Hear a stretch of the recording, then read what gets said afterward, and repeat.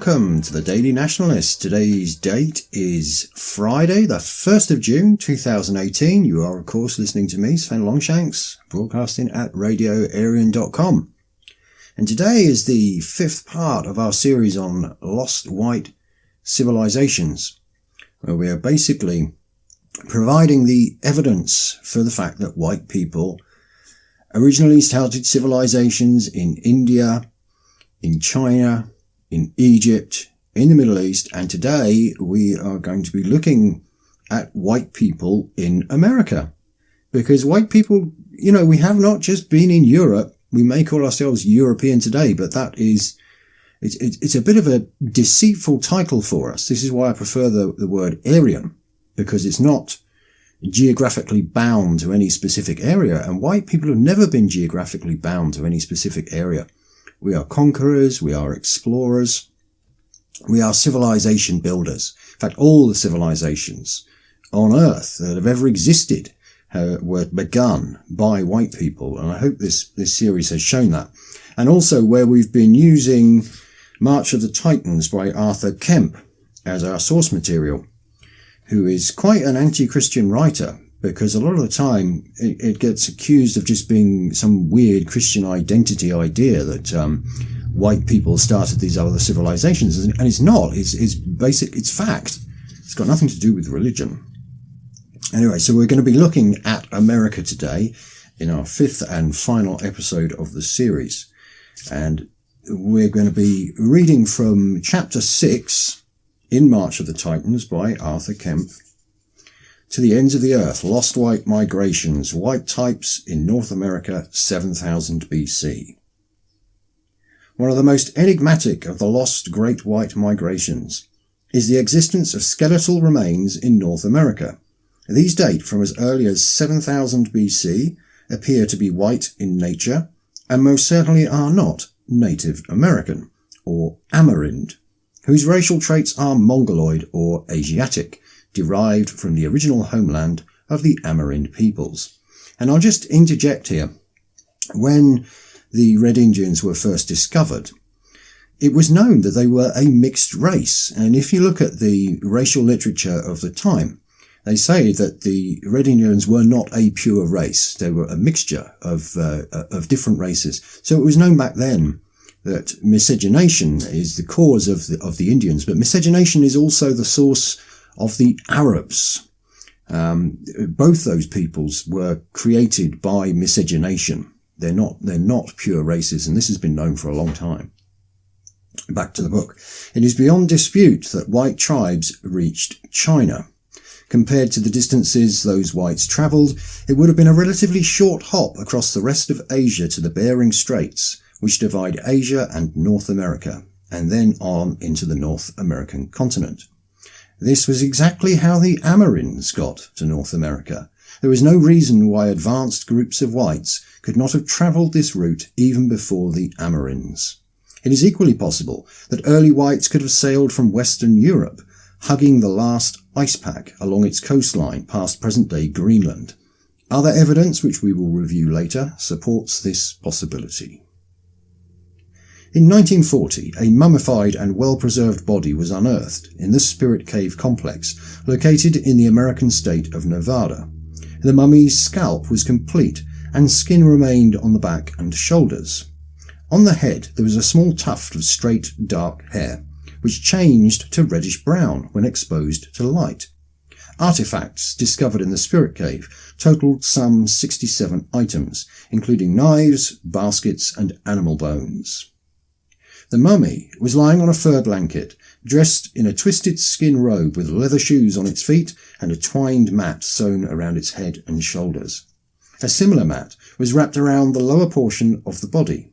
2 bags contained cremation ashes and bone fragments. The style of weaving used in the textiles is known as diamond-plaited matting. This is a complex system requiring a high degree of sophistication in material manufacture technology that would have rivaled any on the planet at the time.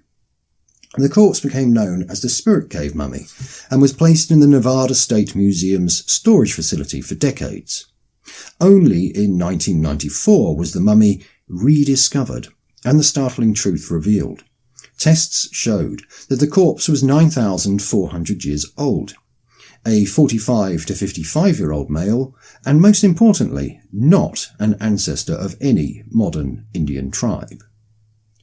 The age was determined by performing 7 separate radiocarbon dating tests on samples of bone, hair, and the 2 reed mats in which he was buried. The spirit cave mummy's white racial traits are undeniable. It has a long, small face and a large cranium, in sharp contrast to the mongoloid features of American Indians. The spirit cave mummy represents some form of non-Amerind, and most likely white, settlement or incursion into North America around the year 7000 BC. The Nevada State Museum went public with its findings on the mummy in 1996, and it immediately sparked a furor, with the American Indians demanding that the corpse be reburied in accordance with tribal custom, falsely claiming the spirit cave mummy as one of their own. The Amerind tribe involved, the Paiutes, laid claim to the corpse under an American law, the Native American Graves Protection and Repatriation Act of 1990, which allows for the return and reburial of bodies of Native Americans. An extended legal dispute arose over the issue of ownership. As part of the legal wrangling, the Paiute have consistently refused to allow DNA testing of the corpse. This is not the only case where American Indians have blocked the study of obviously non-Amerind remains. Another case, that of the Kennewick Man, was similarly held up by Indian objections, and in 1993 another skeleton was found near Buell in the state of Idaho. The latter remains were some 10,600 years old, making them the oldest ever found in North America. The skeleton was turned over to local Indians, the Shoshone-Bannock tribe, and reburied before any comprehensive testing could be undertaken. In this way, several unique anthropological specimens have already been given to and buried by Indian tribes. In Montana, naturally shed human hair discovered by one archaeologist elicited an Amerind claim. Although the hair had not been buried in any kind of ritual, the US federal government has prevented testing of the hair to commence. The reason for the American Indian sensitivity over the issue is obvious. Proof that whites, even if only in small numbers, walked the continent of North America before the Amerinds themselves would undermine the latter's claim to be the original Native Americans. For the sake of political correctness, much valuable scientific data is being suppressed. On July the 28th, 1996, another dramatic find was made in the state of Washington, in the northwestern United States. On that day, a well-preserved skeleton was found in the Columbia River in Kennewick. This skeleton has become known as Kennewick Man. The nearly intact skeletal remains, found with a stone arrowhead lodged in the pelvic bone, are so clearly non-Amerind and so close to white that forensic anthropologists and local police first thought them to be those of a 19th century white male, about 45 years old, who was killed by an arrow. Radiocarbon dating of a finger bone, however, showed it to have great age, at least 9,000 years old, putting the individual on the North American continent around the year 7200 BC. Like the spirit cave mummy, Kennewick Man's white racial traits are the cause of much controversy. Local American Indian tribes filed claims for possession of Kennewick Man, and after a protracted legal dispute, scientists won the right to forensically examine the remains. Initial examination of Kennewick Man's skull indicated a likely white, even Nordic, cranial structure, differing greatly from the mongoloid skull shape of American Indians. The man was a little over 5.5 feet tall and of slender build. The skull is dolichocranial with a cranial index of 73.8 rather than brachycranic, the face narrow rather than broad and flat. The average cranial index for Nordic racial types is 74. Other features are a long, broad nose that projects markedly from the face and high round orbits. The mandible is V-shaped with a pronounced deep chin. Many of these characteristics are definitive of present-day white peoples. Other nearby finds of bone, needles close to the Kennewick man's remains, assume that he may possibly have worn tailored clothing. These astonishing finds reveal that Kennewick man was not alone, but that he lived in a community of some numbers. In October 1999, the US government issued a report on Kennewick man, claiming that the skeletal remains possibly resembled the Ainu racial type, which is found in Japan. The Ainu also have strong Caucasian features, suggesting some type of ancient white ancestry, although this has to date not been borne out by genetic research. In Oregon, there is a cave known as the Fork Rock Cave, which has been the centre of a number of significant non-biological finds. In 1938, 70 pairs of sandals made of sagebrush were discovered, and radiocarbon dating technology dated them at 9,000 years old. Charcoal was also found with a radiocarbon date indicating it was 13,200 years old. The sagebrush sandals were intricately woven, and the other items found in the cave included projectile points, scrapers, drills, a wooden trigger for a trap, small pieces of basketry, and awls to make leather, or tailored clothing for the Kennewick man and his peers, all of which indicated highly skilled workers.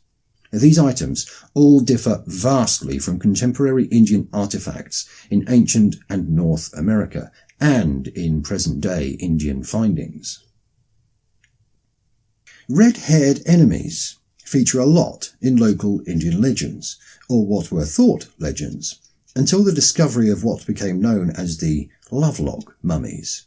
The Paiute Indians, the same ones who object to the scientific investigation of the Spirit Cave mummy, had a number of legends dealing with red-haired enemies who they called the Sitikar. Significantly, the main Sitikar means Tule eaters, Tule being the fibrous reed which is the base material of the mats in which the Spirit Cave mummy was buried. Tule is no longer found in the region and was likely imported along with the people who used it. According to the Paiute legends, the red-haired peoples were warlike, and a number of the Indian tribes joined together in a long war against them. Eventually, the last of the Sitikar were trapped in what is now called Lovelock Cave. When they refused to come out, the Indians piled brush before the cave mouth and set it aflame. The Sitikar were incinerated. Sarah Winnemucca Hopkins, daughter of Paiute chief Winnemucca, related many stories about the Sitikar in her book, Life Among the Paiutes. On page 75, she writes, "My people say that the tribe we exterminated had reddish hair. I have some of their hair, which has been handed down from father to son. I have a dress which has been in our family a great many years, trimmed with the reddish hair. I am going to wear it some time when I lecture. It is called a mourning dress, and no one has such a dress but my family." That's a bit macabre, wearing somebody else's hair. In 1931, further skeletons were discovered in the Humboldt lake bed. 80 years later, a mystery skeleton was unearthed on a ranch in the region. In each case, the skeletons were exceptionally tall, much taller than the surrounding Amarins. There is a small display on the Sitikar in the Lovelock Museum today, but it ignores the evidence which indicates that the Sitikar were not Amarins. The Nevada State Historical Society also displays some artifacts from the cave. Yet another non-Amarin skeleton has been found at a place called Pyramid Lake, Nevada. The remains are known as the Wizard's Beach Man. This skeleton has been dated at 9,225 years old. Once again, the skull shape is distinctly long, that is, European, and very different to the mongoloid shape of original Amerindian racial types. In December 2002, it was announced that a skeleton which had been in Mexico City's National Museum of Anthropology since 1959 had been identified as being more than 13,000 years old, the oldest skeleton yet found in the Americas. Dubbed Penon Woman III, the skeleton's skull, dolichocraniac or long-faced, was what attracted the attention of scientists. as the Amerindian population has broad, mongoloid-shaped skulls. Scientists speculated that the skull was possibly of Ainu extraction, just like the Kennewick Man.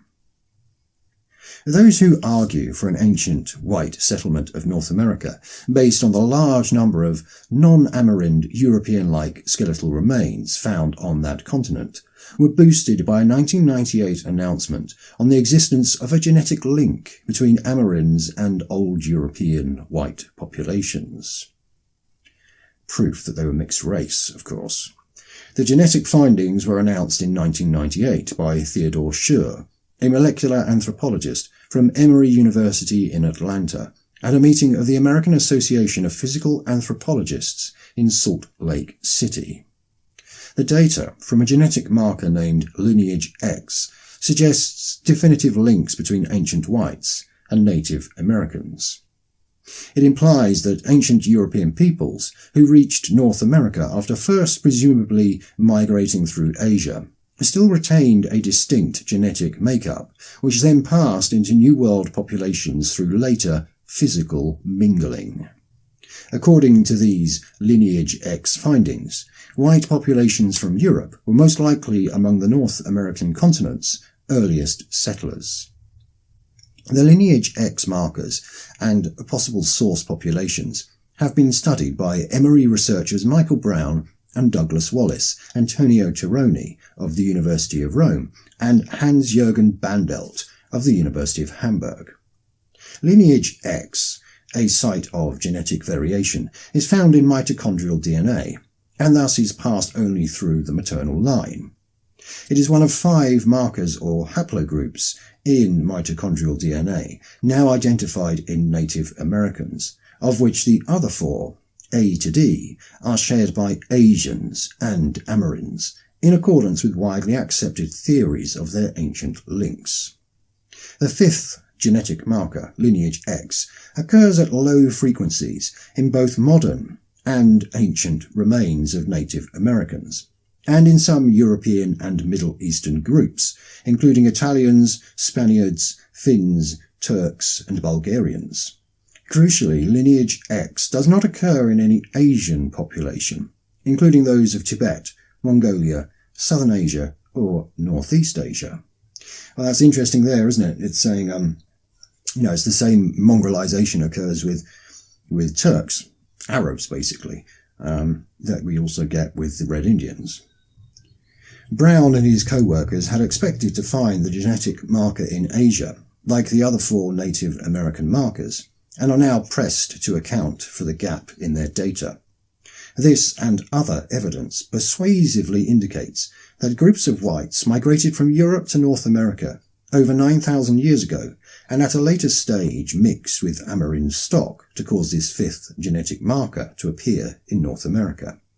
Well, I would say that it's not necessarily that they migrated from Europe to North America. They could have migrated from Egypt to North America, or from India to North America, or Mesopotamia, or any of these other areas that white people have been in. If the general theory of a white presence in ancient North America is accurate, then it would be logical that such a population would have left behind some buildings or settlements. In this regard, the existence of megalithic structures and even small square building cities on that continent needs to be re-evaluated in light of the new discoveries as we just outlined. The most dramatic of the early structures on the North American continent is to be found at a site called Mystery Hill, located near the town of Salem, in the American state of New Hampshire. And remember, this is one of the proofs of white people being in China, was the megaliths. We built megaliths all over the world wherever we went. Here, in Salem, there is a 30-acre megalith site, in many respects identical to those found in Western Europe, and equally as old, and it has been open to the public since 1958. While diggings at the America's Stonehenge site have produced artifacts from most time periods, the most significant find has been an etching which experts have identified as Celtic in nature, raising the tantalizing possibility that it was the subject of an early settlement from the European mainland. And again, I would say that what is called Celtic art is not just found in Europe, but wherever white people have been. In addition to these buildings, a number of ironworking sites have been discovered in North America. Ironworking was foreign to the Amerinds. The presence of 9,000-year-old, seemingly European-like skeletal remains and these ancient structures serves as powerful evidence of pre-Amerind whites in North America. All indications are that most of these whites were exterminated in conflict with the Amerinds, with survivors being physically absorbed into the Amerind population. Archaeologists and historians are of the unanimous opinion that the Amerinds did not have smelting or iron casting technology or ability. Yet in a number of areas in North America, remains of iron smelting furnaces have been found. They all follow designs which had previously only been found in Europe. The ability to work iron was one of the single biggest advances which originated with the Indo-Europeans. The most famous of these iron furnaces is to be found on Spruce Hill, a flat-top mountain in the Scioto Valley in south-central Ohio. The collapsed walls of a surrounding fort and other buildings, some 200,000 tons of cut rock, are still to be seen at the site, which was first fully explored by Arlington Mallory in 1948 and detailed in his book, The Rediscovery of Lost America. Mallory went on to discover 14 other ironworking sites, which clearly were foreign to the Amerinds, in the Deer Creek Valley, about 10 miles from Spruce Hill. What makes the iron smelting sites so significant is the fact that they are identical to sites found in Europe. At some stage of prehistory, it seems likely that Europeans managed to sail the divide between Europe and North America. Most likely the route taken would have followed the far north from Scandinavia to Greenland, and then possibly along the ice pack coast down into the northeastern seaboard of the North American continent. And I'll just point out here as well that there are records of the Phoenicians actually making it all the way to America, and it could very well have been them that were using this iron smelting and quarrying in America. It doesn't necessarily have to have been Europeans. Well, I mean, obviously white people, but they don't necessarily need to have pushed their boats off from Europe. The mysterious ruins of the cliff dwellings in Nevada and elsewhere in the western United States have baffled archaeologists and historians. Square stone structures were foreign to the Amerinds, and local Indian legends claim that the buildings were first created by a mysterious people called the Anasazi, who inhabited the area before the Amerinds. Given the lineage X and other skeletal evidence proving the existence of whites in America, either prior to, or at the very least simultaneously with, the Amerinds, a strong circumstantial case could be made for white origins of the very white-looking buildings which are currently shown to tourists as Amerind-created structures. Only a racial examination of surrounding grave sites will provide the final answer to the issue. There are hundreds of similar structures to be found all over the southwest. While all are attributed to Amerinds, the question can rightly be asked: if Amerinds did indeed build these structures, then why were they living in buffalo skin tents when Europeans colonized that country after the 1500s? The evidence indicates that the first whites in America were killed in open warfare with Amerinds, who may have arrived simultaneously or afterwards, and that the survivors were absorbed into what became the numerically dominant Amerind groups. The existence of the lineage X gene string adds credence to this. As mitochondrial DNA is transmitted only through the female line, it is obvious that the white males were killed by the non-whites, and the white females were taken alive by the Amerinds for sexual purposes. This can be the only reason why mitochondrial gene strings have been found among the Amerinds. The first whites in America disappeared, along with their culture, through a process of racial integration, leaving behind only skeletons and artifacts as evidence of their existence. And next we'll look at Easter Island. For centuries, the stone statues on Easter Island in the Pacific Ocean have baffled historians, but the great Scandinavian explorer and authority, Thor Heyerdahl, in his book Aku Aku, The Secret of Easter Island, uncovered astonishing facts about this island and the ancestors of the people on there. Sadly, Heyerdahl's discoveries have been largely ignored by historians, primarily because of the racial implications that they carry. Heyerdahl discovered, as is detailed in the book, that the leading family on Easter Island to this day has a familial propensity for red hair, fair skin, and thin noses. This is in stark contrast to the rest of the island's population, who are, for the greatest part, dark, flat-nosed, and black-haired. The red-haired people on Easter Island today claim descent from a white people known as the Long-Ears, so called because they wore large earrings which elongated their earlobes, and who arrived on the island by boat at some stage in history, the exact date of which is unknown. According to the oral tradition of the red-haired descendants on Easter Island, who are now of mixed descent, these first red-haired white people on the island set up a kingdom under one Hotu Matua.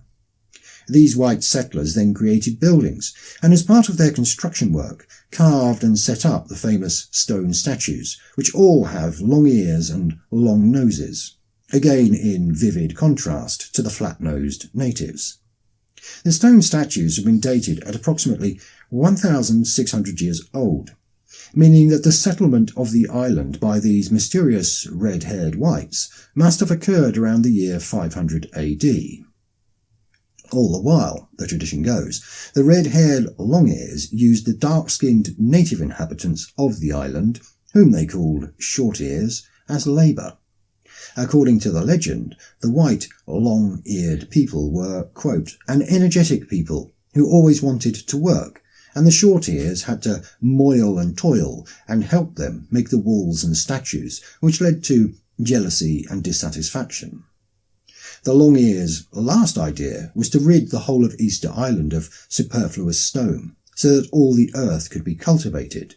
This work was begun on the Poike Plateau, the easternmost part of the island, and the Short-Ears had to carry every single loose stone to the edge of the cliff and fling it into the sea. This is why there is not a single loose stone on the grassy peninsula of Poike today, while the rest of the island is thickly covered with black and red scree and lava blocks. Close quote. Heyerdahl continues the narrative of the oral tradition on Easter Island. Quote, now things were going too far for the Short-Ears. They were tired of carrying stones for the Long-Ears. They decided on war. The Long-Ears fled from every other part of the island and established themselves at the easternmost end on the cleared Poike Peninsula. Under the command of their chief Iko, they dug a trench nearly 2 miles long, which separated the Poike Plateau from the rest of the island. This trench they filled with a great quantity of branches and tree trunks, till it was like a gigantic far-flung pyre, ready to be set on fire if the Short-Ears on the plain below tried to storm the slope leading to the plateau. But one of the Long-Ears had a short-eared wife. Her name was Moko Pinge, and she was living up on Poike with her husband. She was a traitor, and had arranged a signal with the Short-Ears down on the plain. When they saw her sitting, plaiting a large basket, the Short-Ears were to steal in a long line past the place where she sat. One night, the Short-Ears spies saw Moko Pinge sitting and plaiting a basket right at one end of Iko's ditch, and the Short-Ears stole one by one past the place where she sat, at the very edge of the cliff. They sneaked on along the outer edge of the plateau until they at last had completely surrounded Poike. Another army of Short-Ears down on the plain marched openly up towards the ditch. The unsuspecting Long-Ears lined up to face them and set fire to the whole pyre. Then the other Short-Ears rushed forwards from their ambush, and in the bloody fight which followed, all the Long-Ears were burned in their own ditch. Only 3 of the Long-Ears succeeded in leaping through the fire and escaping. One of them is called Ororoina. They hid in a cave which the inhabitants can point out to this day. There they were found, and 2 of them were stabbed to death with sharp stakes. while the third and last, Ororoina, was allowed to remain alive as the only surviving long-ear. Ororoina was taken to the house of one of the short-ears, who was named Pipi Hereko. There he married a short-ear of the Heyo family and had many descendants, the last of which are still living on the island now. Well, that's a very prescient legend there, isn't it, about white people going with non-whites, and the non-whites will turn out to be traitors. That's the moral of that story. This is the oral tradition, as recounted in Heyerdahl's book. Most certainly it is, in some way, representative of at least a partially accurate version of events at the easternmost part of Eastern Island. Poike is indeed the only place on the island which is strangely clear of stones. It is also cut off from the rest of the island by a ditch, in which evidence of a great fire has been found. The fact that the leading family on the island to this day shows red hair and some European features, even if they have been mixed to a certain degree with the non-white natives, is the clearest sign that the long-ears were indeed white people. It was after this great race war on Easter Island that many of the long-ears' statues and buildings were pulled down by the non-white natives. Some were simply too big to pull down, and it is those which remain standing today.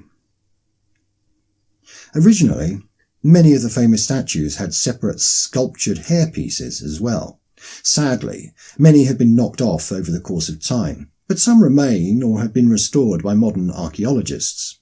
The reason why the hairpieces were carved of separate pieces of rock lies in their colour. These hairpieces were cut of red-coloured stone, which was hewn from a part of the island quite separate from the place where the main statues themselves were cut. The long-ears even cut the statues in their own image with red hair. The red-haired whites of Easter Island must have come from somewhere. Heyerdahl studied surrounding regions and found evidence of mixed-race peoples, some with red hair, on the Marquesas Islands near Easter Island.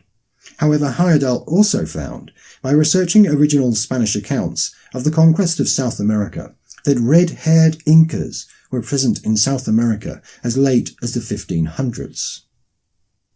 The conquistador Pedro Pizarro reported in his account of the great Spanish invasion of South America in the 1500s that while the masses of Andes Indians were small and dark, the members of the ruling Inca family were tall and had whiter skins than the Spaniards. He mentioned in particular certain individuals in present-day Peru who were white and had red hair. Heyerdahl reported that this is reflected in the mummies found in South America. On the Pacific coast, in the desert sand of Paracas, there are large burial caves in which numerous mummies have been perfectly preserved. Some of the mummies were found to have the stiff black hair of the Indians. Others, which have been kept in the same conditions, have red and often chestnut-coloured hair. Quote, silky and wavy as found among Europeans, they have long skulls and remarkably tall bodies. Hair experts have shown by microscopic analysis that the red hair has all the characteristics that ordinarily distinguish a Nordic hair type from that of Mongols or American Indians. Close quote. Again, that's from Heyerdahl. Pizarro asked who the white-skinned redheads were. The Inca Indians replied that they were the last descendants of the Viracochas, who were a divine race of white men with beards. They were so like the Spanish that the Incas thought the Europeans were the Viracochas who had come back sailing across the Pacific. According to the principal Inca legend, the sun god, Contiki Viracocha, had taken leave of his kingdom in present-day Peru and sailed off into the Pacific with all his subjects. When the Spaniards came to Lake Titicaca, up in the Andes, they found the mightiest ruins in all South America, Tiahuanaco. They saw a hill reshaped by man into a stepped pyramid, classical masonry of enormous blocks, beautifully dressed and fitted together, and numerous large statues in human form. They asked the Indians to tell them who had left these enormous ruins. The well-known chronicler, Chiesa de Leon, was told in reply that these things had been made long before the Incas came to power. They were made by white and bearded men like the Spaniards. The white men had finally abandoned their statues and gone with the leader Kon-Tiki Viracocha, first up to Cusco and then down to the Pacific. They were given the Inca name of Viracocha, or sea foam, because they were white-skinned and vanished like foam over the sea. The Spaniards recorded that the ruling Inca families called themselves Orojones, or long ears, in contrast to their subjects. Pizarro pointed out that it was especially the long ears who were white-skinned. On Easter Island, tradition has it that the long ears came from over the sea. Their first king had long ears when he reached the island in a sea-going vessel. This ties in well with the completely separate Inca legend, which says that Kon-Tiki Viracocha had long ears when he sailed off westwards across the sea. Heyerdahl's pioneering work shows that drawing upon a number of different evidential strands, red-haired South American mummies, red-haired people on Easter Island, and Inca legends, it is highly likely that a group of white racial types were present in the area in pre-Columbian times.